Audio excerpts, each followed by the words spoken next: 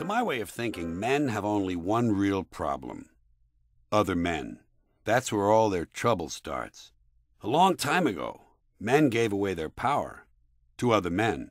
Princes, kings, wizards, generals, and high priests. They gave it away because they believed what these other men told them.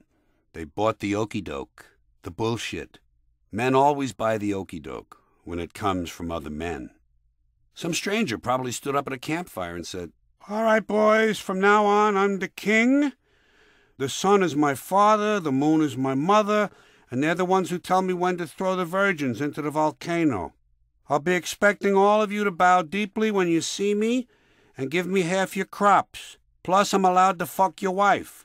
And don't forget, if I want to, I can concentrate real hard and make your head explode." And the other men around the campfire nodded their heads and said to one another, "This guy makes a lot of sense." A man will always buy the bullshit, because a man is not too bright.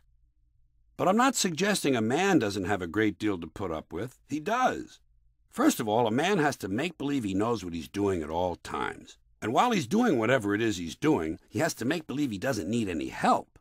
He has to make believe he can fix anything. And if he can't fix it now, he can fix it later. And if he can't fix it later, he has a friend who can fix it. And if not, it was no good to start with, it's not worth fixing, and besides, he knows where he can get something better, much cheaper, but they're all out of them right now, and besides, they're closed.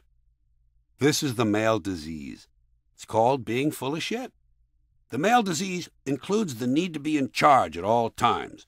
In charge, in control, in command. A real man sees himself as king of the hill, leader of the pack, captain of the ship. But all the while, in order to fit in and belong, he has to act like all the other men and do what they do, so he'll be accepted and get a good job and a promotion and a raise and a Porsche and a wife who will immediately trade in the Porsche on a nice, sensible Dodge van with folding seats so they can be like all the other boring families. The poor fuck. The poor, stupid fuck.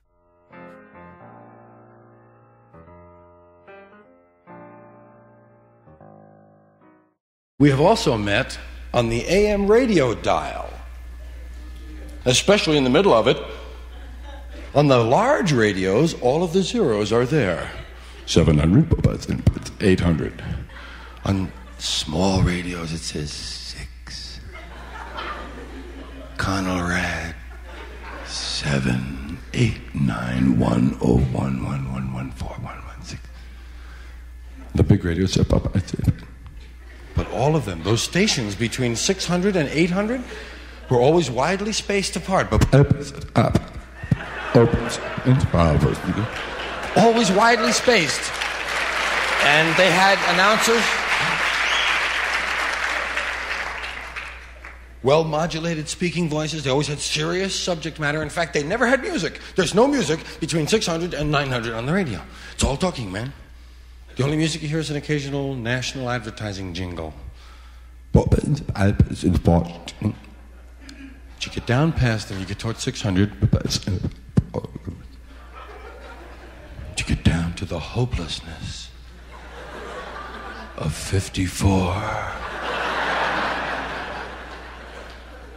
And you wonder why it ends there. What kind of good stuff are we missing on 420? Nowhere to go but up. And up. It's Washington.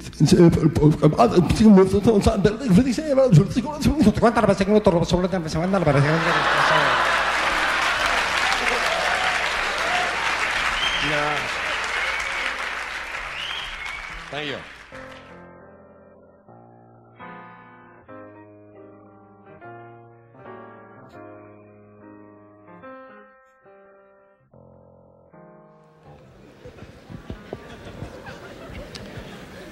Now your dog, you may know this, your dog doesn't care. Dogs essentially don't care. Don't really care at all. You've never seen a dog with a list of priorities. Dogs have no standards. Most things they do, they will do anywhere at any time. Except the few that you taught them better never do that or I'll beat the shit out of you. They do catch on to that. They can also be made to appear smart by performing a series of meaningless tricks. Like chasing a rubber newspaper that squeaks. This doesn't make for intelligence as far as I'm concerned. Dogs are highly emotional. ESP going for them. They're telepathic, but not so greatly smart. A lot of that. Now, their dog might just embarrass you if it gets the chance. Let's go out to the front of your house, out to the living room. And you're there now with your doggies there, of course. And you have some friends in, some neighbors over sitting around the coffee table. And chit-chat, you know, talking to each other. You brought your Pepsi down, but fuck them, let them get their own Doritos. I'm not here to feed the neighborhood.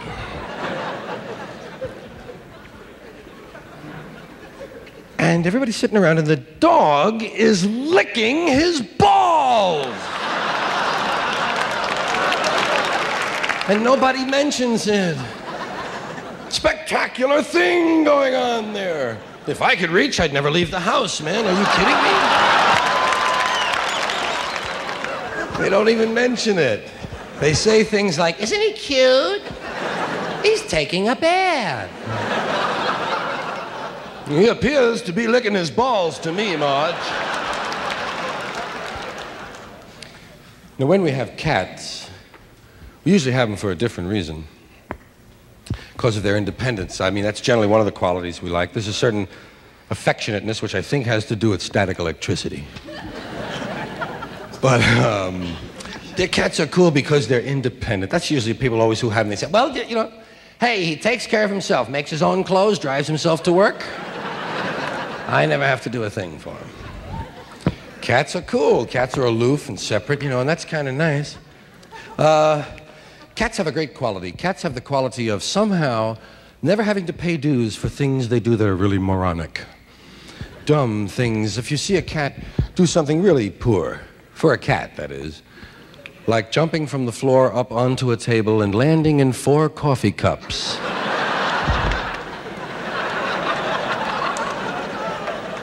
Did you ever notice that somehow they get out of it? They just go on to the next thing. There's no postmortem, no reference to the dumb thing. Hi there, I'm doing this now. Look at this, you know. I mean, a cat can race across the carpet and crash into a glass door. I meant that. I meant that. I've been practicing that for a year. Fucking meow! Fucking meow! Fucking meow! Fucking meow!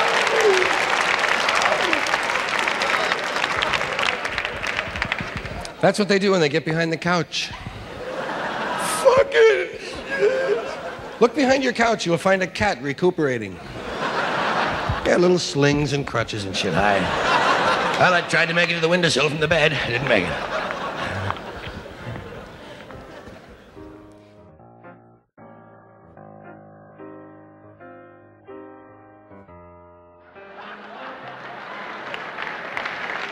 I hate to disappoint them, but there is no time. There is no time. I don't mean there's no time. I mean there's no time. When the hell is it? We made that whole thing up. There's no time. We made it up. It's a man-made invention, time. There are no numbers up in the sky. I've looked. They're not there. We made this stuff up. When is it? When the hell is it? When are we, I ask you? When are we? Sometimes we think we know where we are, but we don't really know when we are. When the hell is it? All the time zones are different. Every calendar you run across is different. They'll all give you a different answer. These are calendars. These are made to keep track of time. Everybody's got a different one. Chinese are way up there in the 5 and 6,000s. Hebrew calendars way up in the 5 and 6,000s. We're up at about 1970-something shit. This ain't a couple of weeks these people are off. This is thousands of goddamn years that are missing, man. How did they do that? We don't know when the hell it is. It could be the middle of last month for all we know. I mean, time is so, we've got it down so perfect that every 4 years we have to stick in an extra day just to make sure it still works. And we call it February 29th. Bullshit, it's March 1st and I know it. It just feels like March 1st. You can't keep track of the time. What's the sense? Give you an example. There's a moment coming. It's not here yet. It's still on the way. It's in the future. It hasn't arrived. Here it comes. Here it is. Oh, shit, it's gone. There's no now. There's no now. Everything is the near future or the recent past. But there's no present. Welcome to the present. Gone again. It's just so imprecise. We don't even care to use the minutes and seconds and hours that we've been given. Everybody's very vague about the time. You say, what time you got? I got just after. Just after? Jeez, I must be slow. I had going on. And where did that imprecision begin? Why is it we're not so sure? I know one of the clues that happened to me was when they started telling me about moments. When I was a kid, they were trying to teach me how to tell time, and of course you can't tell time. Time tells you. But they were trying. They were trying to show me. On the big hand, I said, I don't have a big hand. Never mind. Look at the clock, and the clock is so wonderful. There's so much emotion attached to a clock face. I hate digital clocks.